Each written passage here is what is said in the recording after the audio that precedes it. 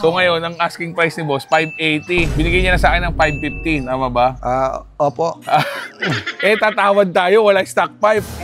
Huwag ka na, sir. At salang lalo sasakit yung loob ko.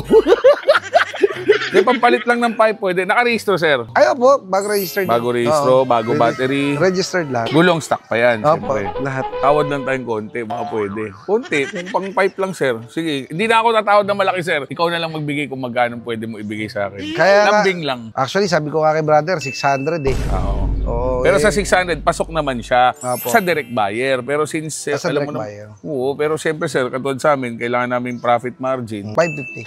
550. Hindi pwede kumurot konti. Bibigyan na kita ng correct pag mo na tawaran. 548. Masasama pa yung loob ko. 548. Papakainin ulit kita ng lunch. Magla-lunch ulit kayo sa Gonzales Hotel. Patay tayo. O, sige, okay namin. Done deal kami ni boss, 550. Madali makausap, sobrang dali. So, all goods, 550,000. May papadala ka ba sa aming corner? Siyempre. Gano'ng karami ba yan? Ay, gano'n ba kalaki sa sakya mo? Sa akin ba yan? Papadalhan kita. Papadala tayong cornic ha. Siyempre, shoutout natin yung Big Brothers Cornic dito sa Isabela. Dito gawaan yan. Sigurado, magkaibigan pa rin kami ni sir pag nabenta ko na to. So, bibenta ko to baka mga 800 eh. Hindi.